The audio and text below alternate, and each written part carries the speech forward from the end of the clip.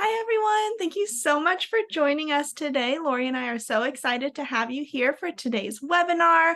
As we are trickling in, feel free to share where you're from in the chat. I am currently in Dallas, Fort Worth, Texas. What about you, Lori? Where are you live from today? At the moment, I'm live from Naples, Florida. The weather here is just beautiful. It's a great. That sounds great.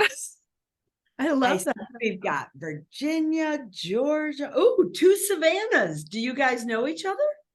Everybody look in the chat, make connections. That's great. I love that. So as we are joining and putting where we're from in the chat, just a couple housekeeping things to go over. So my name is Kaylee Hansen. I'm the Marketing Campaigns Manager here at GoCo. We will be sending out the slides and the recording most likely tomorrow, if not today. So just be on the lookout for those afterwards. I'll also share a link to the slides in the chat in just a little bit. So if you want to follow along with Lori there. Additionally, I will be putting the Sherman HRCI codes in the chat and up for everyone to view at the end of the presentation. And with that, do we want to get started, Lori? Sure, let's rock and roll. So this is terrific, and it's great to see because I do see we had one lucky person joining us from the Bahamas. And just so that you all know, this will be primarily US-based information, but feel free if you may have employees in the US, and I'm just looking at all the great places people are joining from. So let's jump in and talk about the year end and what does it really mean. I think this is great timing for us to be able to talk about the year end early enough that you've got time to get things going. So what we're going to do today is we're going to start looking at some high-level issues that impact HR that we really do need to give thought to as we enter 2024. Then we're going to get into some of the nuts and bolts of stuff that you need to be doing and thinking about in the next 8 or 10 weeks. Now, all of that is going to be based at the federal level. So I see a good number of people here joining us from the fine state of California, or sometimes, as we say in HR, the fine country of California with its own laws. But at the same time, I saw a lot of people from Illinois, and we know Illinois is quickly becoming a lot like California. So we'll go through the federal level. I am not committing to hit on what you need to do for every single state. And then finally, I'm going to wrap up with some of the things for you to stay focused on what you need to do as we all get through this crazy busy season. Now, I see some familiar names. Some of you may have seen this, but I'm going to ask you to indulge me for about a minute and a half. And I am going to go ahead and share a little bit about my background in a way that I hope is interesting in this webinar format. Meet Lori Kleiman of HR Topics. Lori's HR story begins in 1981 when she packed her bags for college at the University of Illinois, expecting to get a business degree and become an accountant just like her dad. But numbers weren't her thing. So with her degree in industrial sociology, Lori started her career as human resources director in her family's commercial photography business, employing 250 team members in 5 states. Working her way up to VP of operations, she learned the business of people. Unfortunately, technology made the world of commercial photography obsolete. So I started my own HR consulting firm for small businesses, growing that enterprise to 7 employees working full-time in my home and just under $1 million in sales. But that wasn't sustainable. So in 2007, Arthur J. Gallagher purchased Lori's consulting company. The entire team moved into the Gallagher Benefit Services operation and took the business model of HR consulting to small business nationwide. Lori was a mentor to HR operations in Gallagher offices in Houston, Baton Rouge, East Florida, and more. But corporate life wasn't for Lori. And as much as Gallagher was great for her and the business, Lori left in 2013 and returned to her entrepreneurial work. Her new organization, HR Topics, works to support HR professionals and small businesses with actionable tools and tips to drive results. And to back up all the experience, Lori has a master's in HR and holds SPHR and SHRM SCP certifications. So whether your background is in a small family business, entrepreneurship, or large corporations, I just want to make sure that you know I've been there and done that. And I understand the HR challenges you're faced with every day. Now let's get on with today's program. Great. So that, in this format, it's hard to get to know each other. Hopefully that gives you a little bit more understanding of my background. Please note that Kaylee has given you a link to the handout, which has all the slides on it. So if you want to make notes, if you want to just save it for later, we are giving you all of that, because a lot of what we're going to get to, a lot of what we're going to get to are checklists and things that you're going to want to have handy. So I'm going to give you another way to get at that, but you can get that right now from Kaylee. So I do prefer, Kaylee said, if you have any questions, put them in the Q&A box. I'll watch the chat a little bit, but it can get a little distracting. So I want to make sure that we hit everybody. Lori. I started the slides over by mistake. Okay, so let's dig into the beginning, which is what issues are really impacting HR right now that we need to make sure we are aware of for next year. And I just noticed that I put January of 2023 here. This should say January of 2024. I can't believe we're already there. So sorry for that. So we've got to acknowledge this relationship we have with the workforce that has given us this triangle of what we started calling the Great Resignation. And then we moved to this idea of quiet quitting. And now I think we really need to think about attracting people to our businesses very intentionally, because the Great Resignation was really all about people making a decision during COVID that they were not going to work in jobs that were not meaningful to them, that did not provide them the kind of enrichment for themselves that they wanted. And unemployment is so low right now that people can make those decisions. The Great Resignation did not mean that people were choosing not to work. It meant that they weren't willing to work for lousy bosses. The idea of quiet quitting is almost worse than the Great Resignation, because what quiet quitting means is that they have emotionally checked out of your business, but they don't leave, and they're still there, and they're taking up space and taking up oxygen, but not performing that 110% you need.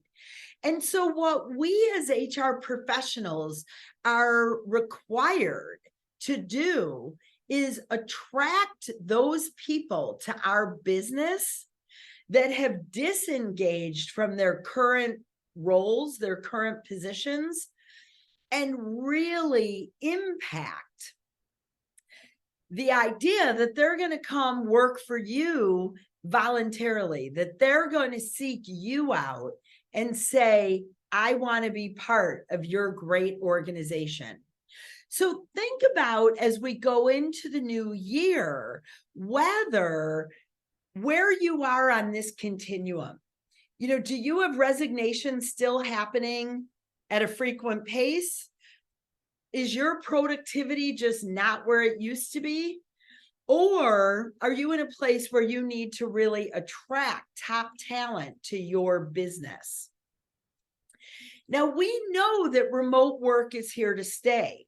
We have a lot of people on this call, and so many of you have positions that, remote is just not going to work. If you're a teacher, if you're a nurse, if you somebody working on an assembly line, there's no remote work to be had. But for those office positions where we know that remote work is working, we have learned a lot. And what all the literature, or much of the literature, says today, that the optimal solution is really a hybrid workforce. Because what we know from fully remote is that we lose, or our employees lose, a certain amount of training and development, a certain amount of being seen by leaders, so that when they think of who they're going to promote next, they've seen people in the workforce, they've interacted with other people. When it's fully remote, the really big companies are realizing they are losing these opportunities.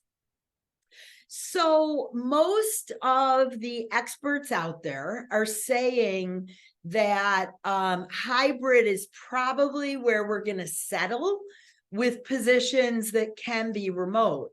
Now, one of the things I like to encourage people to consider is, for those jobs that remote is not going to work, are there things that your employees could do from home that you might be able to offer remote work once a quarter, remote work twice a year, and people can put in and apply for it?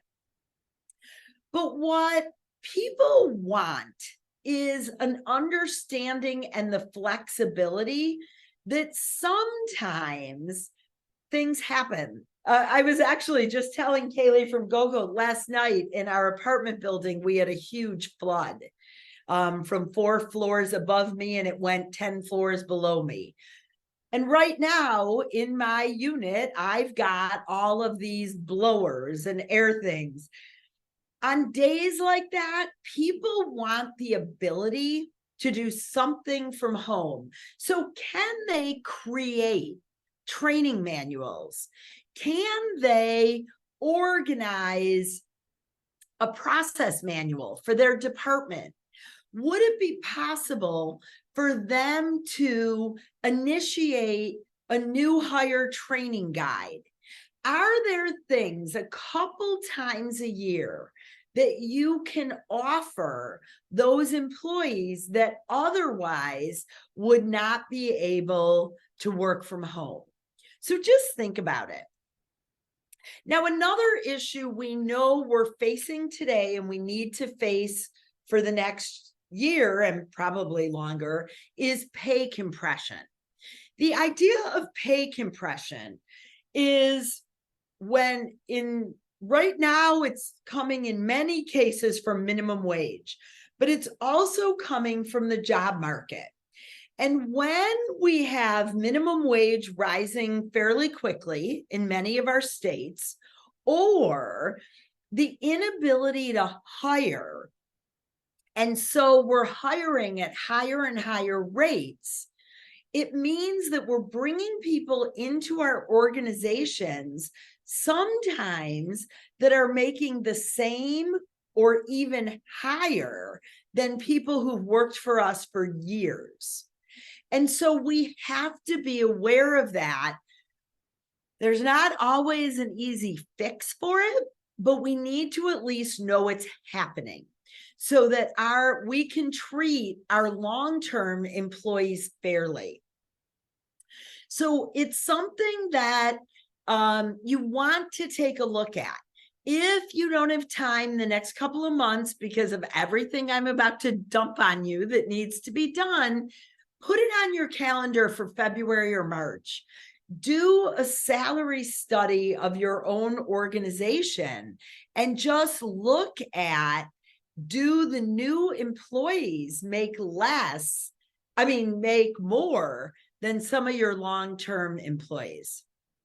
Now, the last piece that we know we have to be aware of for the new year and now is that mental health is really impacting everybody. People are so stressed, not only with what's going on at work in a lot of cases. Sometimes it's the fact that interest rates are just spiraling out of control. Many people, I'm hearing more and more stories of people losing sleep or not able to sleep because of the wars in Ukraine and now Israel and the protests that are in the street.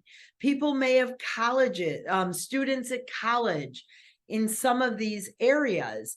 And likely people are not showing up at work saying, XYZ is going on in my life, but we really need to be aware. Now, I have to tell you, I struggle with this a little bit, and I've talked to other HR professionals. We are not social workers. We are not psychiatrists and psychologists. And so when employees come in and pull up a chair and want to talk about these really stressful situations, I think the most important thing we can do is have resources available.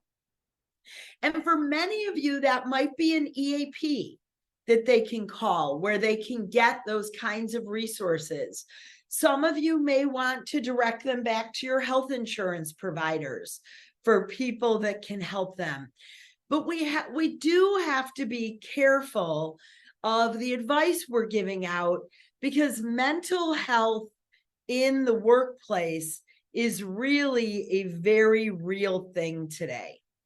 Now, before we get into some of the nitty-gritty of what you need to do at the end of the year, I'm going to ask Kaylee to launch a poll for us.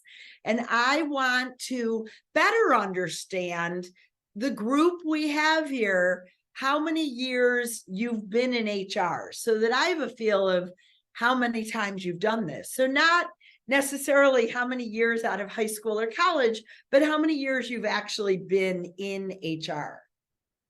I can kind of cheat, Lori, and see the answers come up as Good. people are clicking them. So I'll leave it up for a couple more seconds.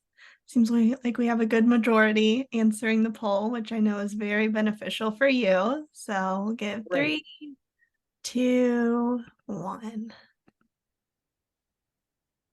Okay, so we have very experienced people. Great.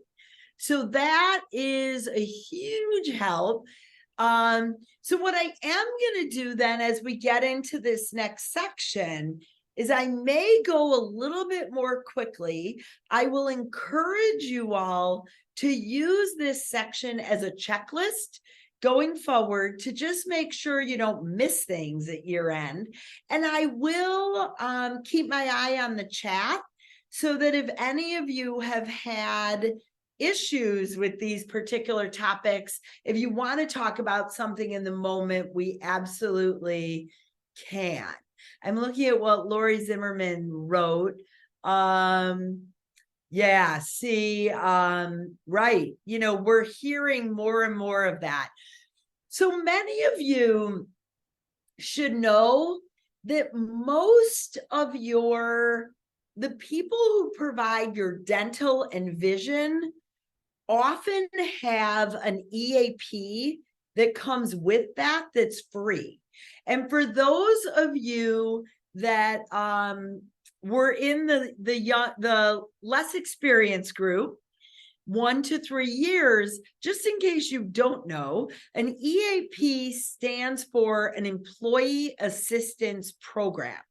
And those are generally free of cost. They come with these other programs.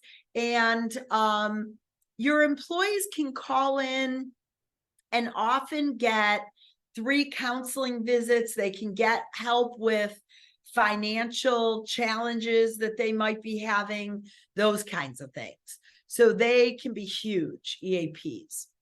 So let's jump into the year-end payroll checklist that I've created. The first thing, you probably are all getting inundated with the request to verify W-2s. You want to verify your W-2s ahead of time. It is a nightmare if there is a mistake. Usually you have till about the third week of January for your company to rerun them. But if there's a mistake in the W-2s, you have to do a corrected W-2, and it's just crazy. So here is my suggestion on verifying the W-2s. No, you do not need to sit person by person and make sure everything's perfect. I start with always verifying my own W-2 because you know that data, you know what it should look like, you know about which numbers make sense. Then I always verify my boss's W-2 because I don't want my boss coming to me and telling me that there's a problem. I also verify the key people in the organization. So I verify the owner of the business. I might verify 2 or 3 people that I work with really closely. Then I'll go down and maybe verify one, make sure you verify a couple of your hourly people, some people that you're pretty familiar with what their deductions are, that kind of thing. So that's, how I verify W-2s, but you definitely want to set aside 2 or 3 hours between now and year end to make sure that those are going to be absolutely correct. What are excess 401k contributions?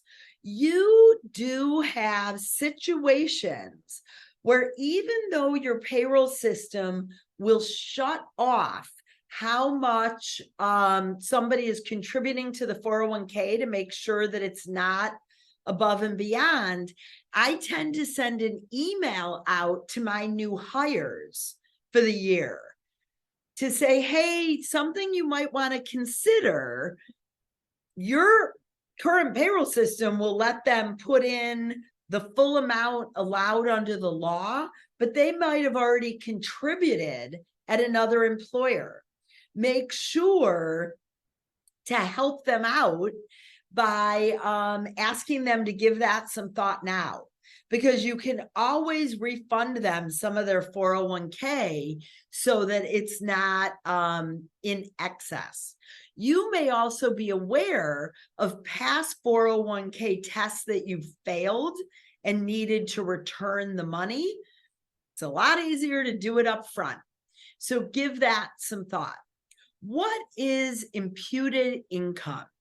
Imputed income means your employees have received something from you that the Internal Revenue Service considers a benefit that is now taxable.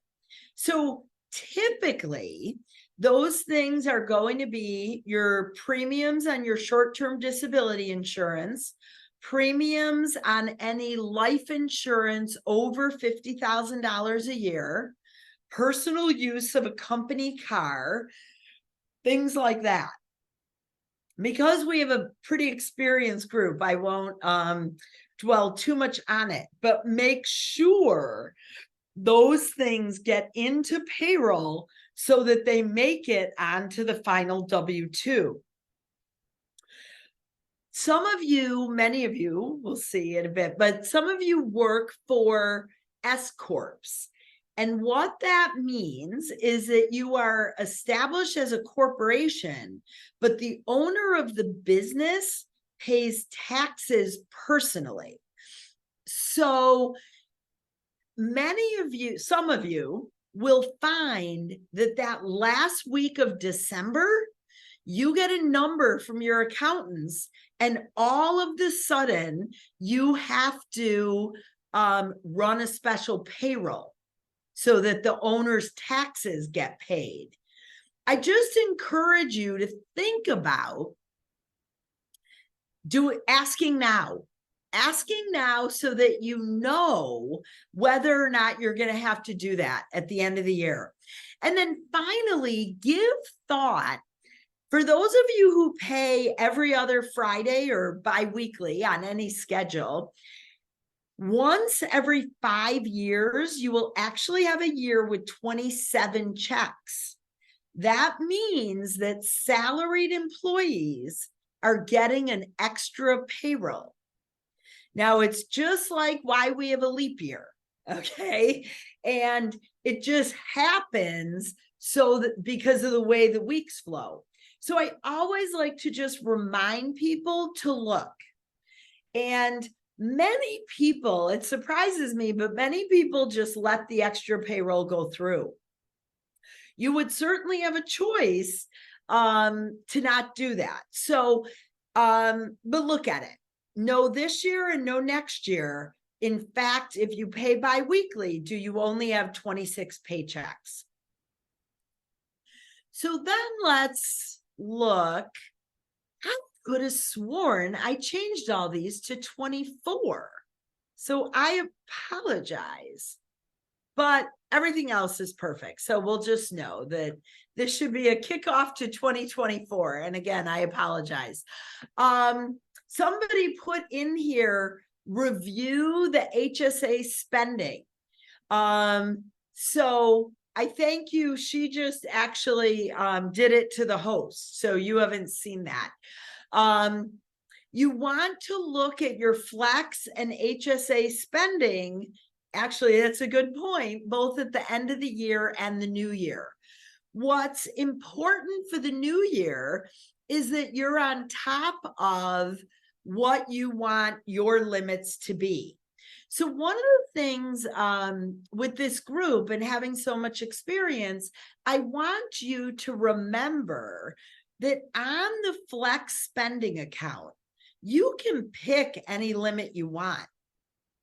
And the reason to pick a limit lower than what's allowed by law is because people in a flex spending account, if they say they're going to put $3,000 in January for the whole year, it comes out per paycheck. But if they quit your company January 15th, after they just had some big surgery, you are liable for that full amount. And so that is why people tend to go with a smaller amount for the flex spending account than they might otherwise do. The 401k will go up to a new limit.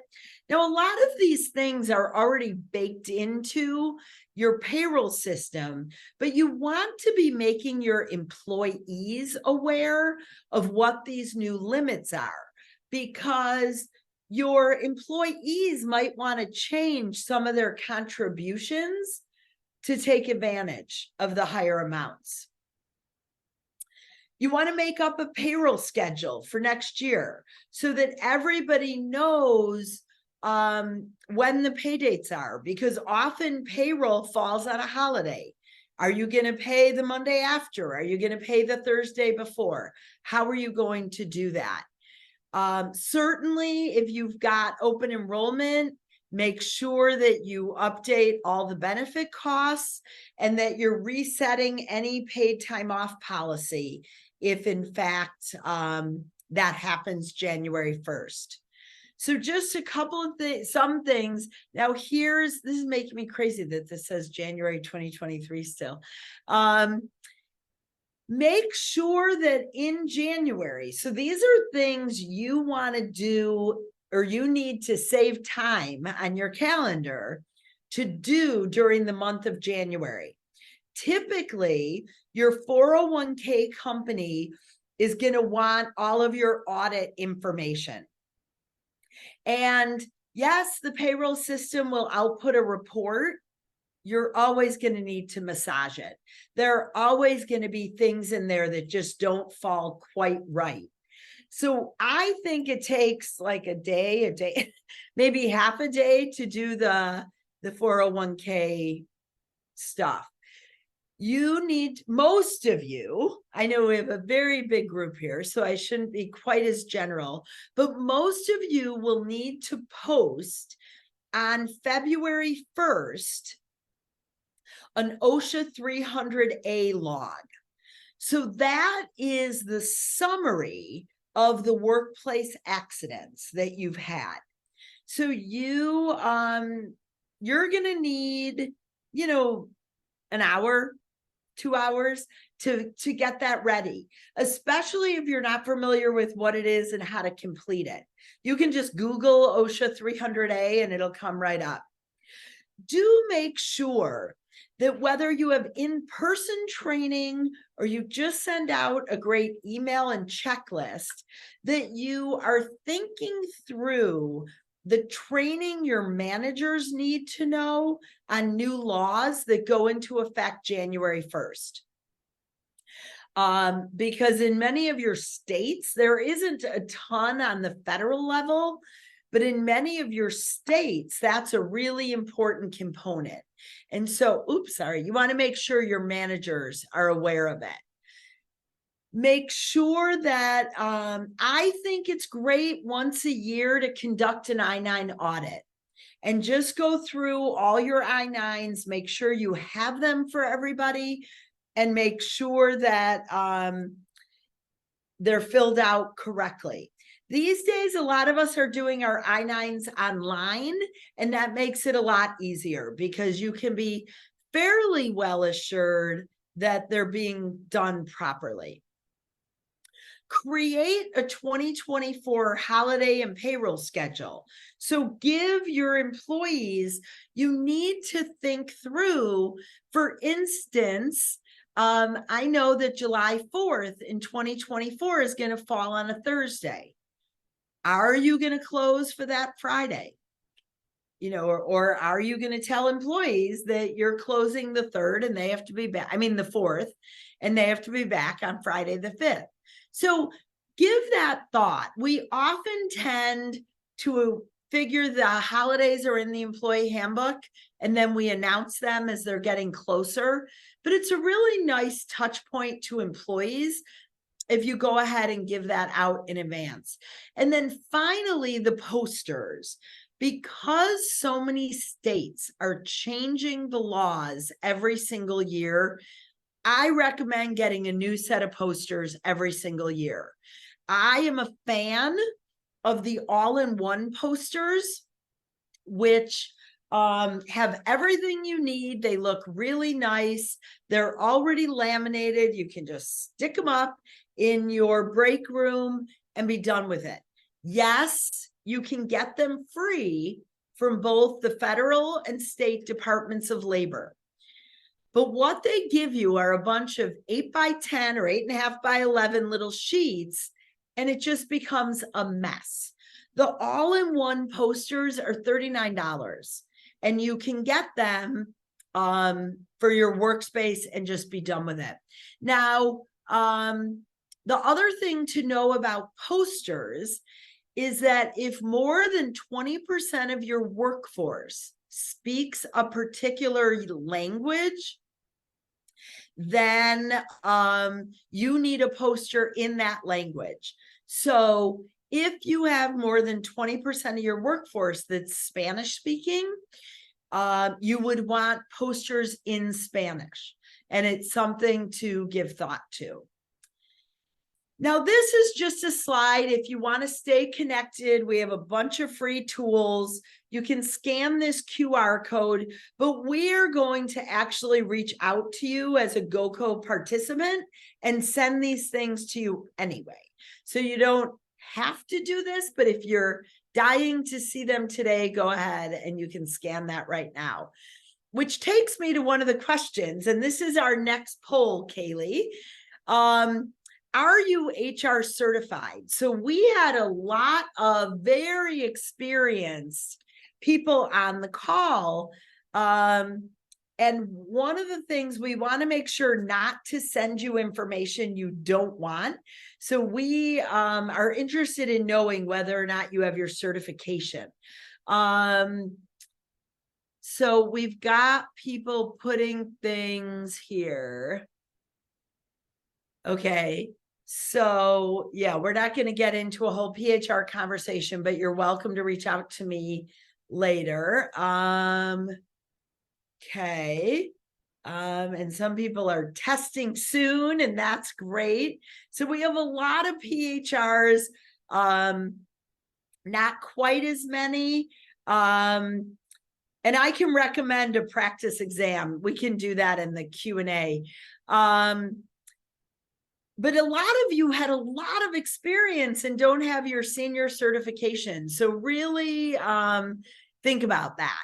And then the 35% of you, I'm passionate about what certification can do for your business. So, or your career.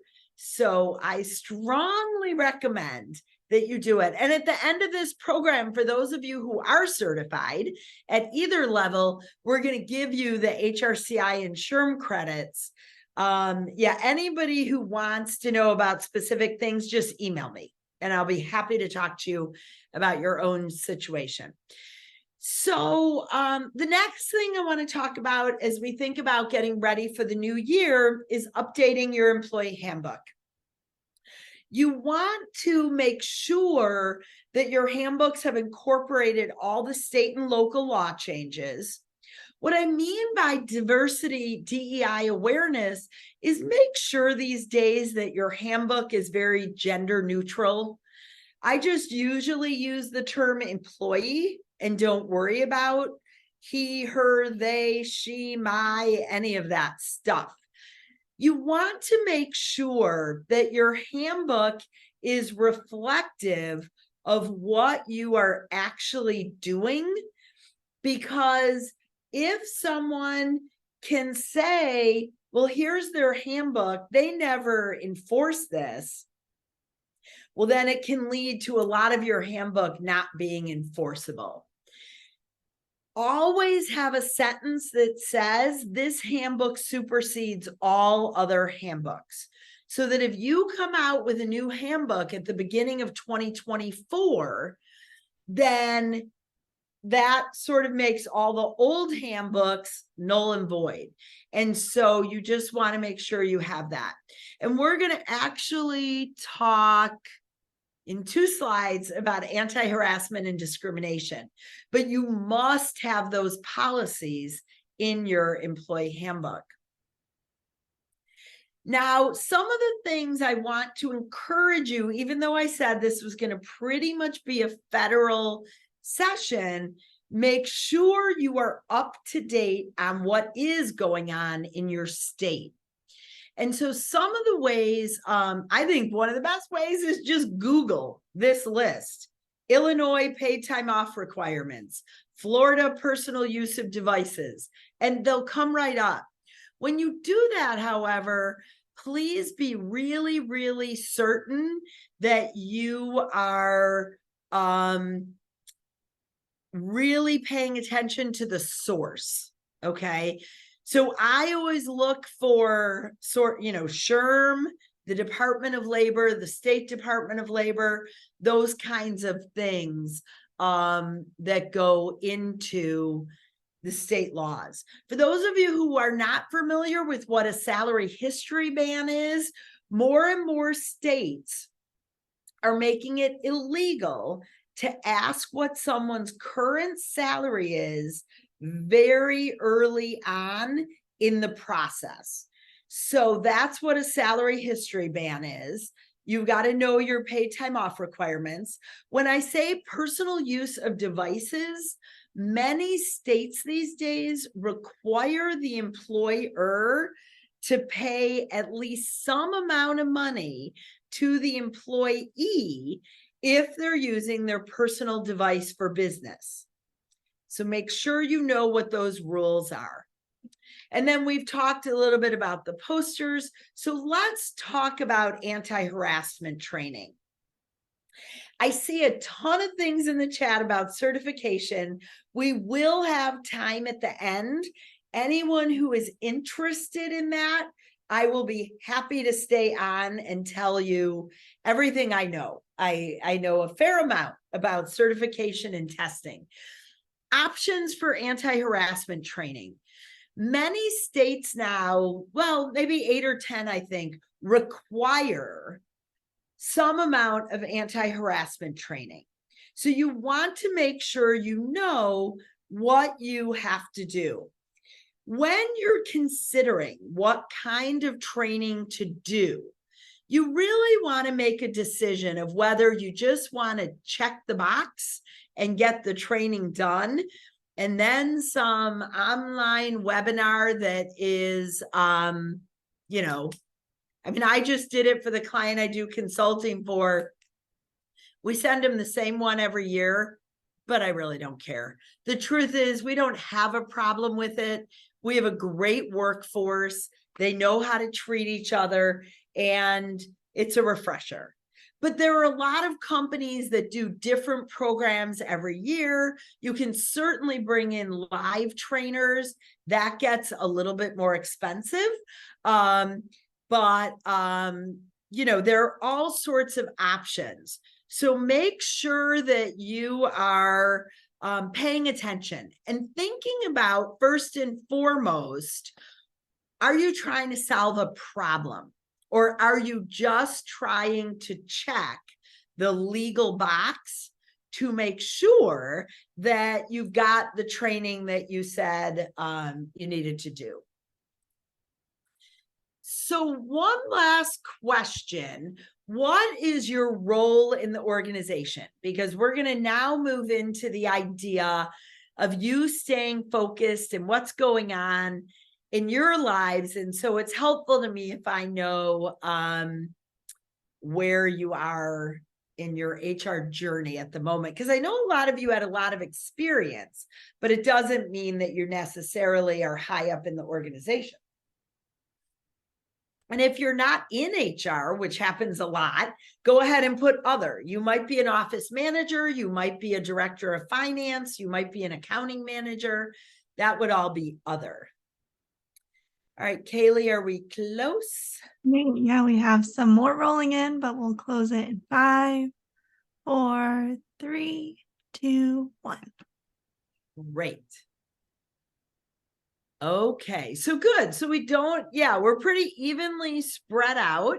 So that's great. So it's helpful to know. And I think some of these comments will apply to everybody. I also see we have great questions, so we're going to have plenty of time to get to those. So let's jump in you staying focused. There's nothing as much as year end to make things absolutely crazy. And we know that we only have so many hours in the day. But there's a great quote that I use in a lot of my programs by a guy named H. Jackson Brown Jr. And what he said was, we all have the same number of hours in a day that were given to Helen Keller, Mother Teresa, Albert Einstein, and Helen Keller. Did I already say Helen Keller? Anyway, you get the idea. It's up to us how we spend that time. And I believe in human resources. One of the things we do is we allow other people to dictate what we're going to do and how and when we're going to do it. So allow yourself some boundaries. Another great saying that came out of COVID was put on your face mask first. If you know you need to get these year-end things done, then block time on your calendar and get them done. It is okay in human resources to shut your door. We do not have to be open to everybody all the time. So really give yourself permission to take care of yourself first and foremost, and let the other pieces come as they may. We know that when we're looking at your overall technology system, you should be looking at using virtual employee files, helping a system track your PTO. Employees should have employee self-service. I actually had somebody send me their direct deposit and say, can you change my banking information? And we were like, what is this? You can go on employee self-service. Well, I have news for you. It was a phishing attempt. And had we in HR made that change to that employee's direct deposit, their money would have been going somewhere altogether else. Electronic timekeeping, workers' comp, all those kinds of things. And one of the things I want to leave you with is making sure that you all have, Ellen said that just happened to her today. Yeah, you guys have to be so careful. I mean, that is just my number one reason for employees that I won't help them, because there are just too many of those things out there. What is employment practices liability insurance? That is the insurance your company should have that ensures your HR job. So it's just what it says it is. It protects the company from employment practices that may not have been done correctly. So think about it. Double check with your insurance provider and make sure that you have it in place. It is so well worth the cost, Kimberly. All you need is one lawsuit and you will be thrilled you had it. So I'm going to wrap up the formal part of the program with one of my favorite quotes. Give an employee a healthcare ID card and they have it for the day. Teach them to print their own ID card and they have it for life. Stop doing everything for your employees and realize you have a lot of responsibility as well. Teach them how to help themselves, to give yourself time in the day to do what you need to get done. So let me leave you. Now I see all these people recommending all these different test prep classes. I teach a test prep class as well. If anybody wants to know more about it, they can scan this QR code. But I love reading what you all are saying, because there are a million great courses out there. People were talking about practice exams. Another great site for that is Exam Edge. I don't know what Barnes and Nobles has, but look at examedge.com. It's a very affordable way to look at HRCI and SHRM. So what I want to do with the few minutes we have left is I want to give it back over to Kaylee. She's got a couple things to share with you, and then let's address the formal questions that we have. And then any time left we have left over, I'm happy to talk to people having questions about test prep. Perfect. Thank you so much, Lori. That was so informative. And even though I am on the marketing side at our company, I learned so many great things today too. So thank you. I'm going to share my screen just for a second. So if you are interested to learn more about GoCo, who is putting on this webinar today, we are an all-in-one HRIS, and we really focus on giving you more time back in your day so that you can focus on your employees and all the things that come with being in HR. So if you go to goco.io/coffee and schedule a demo with our team of experts, we will send you a Starbucks gift card. So somebody's saying, any recommendations for fully remote multi-state harassment training? I don't think GoCo does any training, right? Before I say anything? Okay. I'm not 100% sure, but I can for sure. I don't think so. One of my favorite vendors, and please know, anytime I recommend vendors, I intentionally, they all have referral programs. I do not participate in any, because I want my advice to just be what I find. The one I find to be really sort of affordable, easy to use is called Cantola, Kantola. Another great one is called Biz Library, B-I-Z Library. I see lots of you are putting them in. I've never heard of ESI. Oh, these are all about posters. So this is great. I love you guys sharing with each other. While I know a lot, I do not know everything. So, so those are my two that I would just recommend off the bat. We also, just a little sneak peek, GoCo is having a joint partnership webinar with Biz Library in January. So be on the lookout for that. We just had a recent webinar with them too a couple months ago. It's not the one I'm doing, I'm doing one for them in January. Oh, well, perfect. He's asking a great question about employee handbooks when you have employees all over the place. We'll just call it all over the place. You have one of two choices. You could do an addendum to the handbook for every state. If you only have one person in 13 states, as our question is, that's a total pain. What I do is I put on the front cover of my employee handbooks, this handbook was written with the laws of our home state in mind. So if that's Illinois, Ohio, Florida, whatever it is, your local and state law will always supersede, period. And that's it.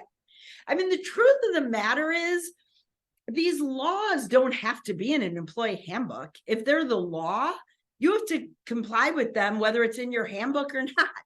So I like to just say, we just follow whatever state you work in. So somebody's asking about, somebody wants to be proficient in HR compliance. I don't want to make this a total sales thing, but I do have a class in HR compliance. Go over to my website, check it out, send me an email.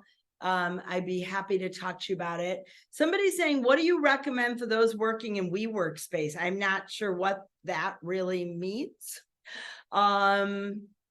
So that might have been about the questions. That one, go ahead. I was just going to chime in. I think that one was in regards to the posters, and WeWork spaces are kind of just like you might be there a day or two. So I don't know. I would treat them like remote workers. I would also expect a WeWork type space to have state laws in their posters up. So Kaylee, somebody wants a very specific question for you. So I think those are, no, so somebody else asked, what if the home state laws favor, you always have to comply with the law in which the employee is physically working.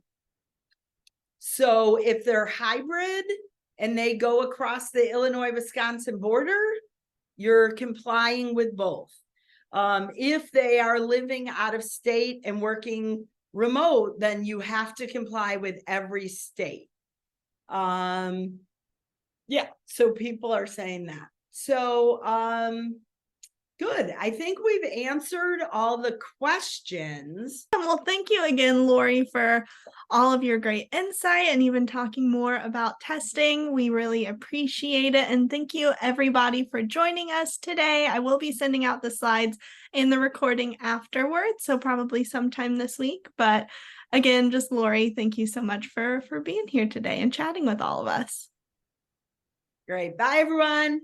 Bye.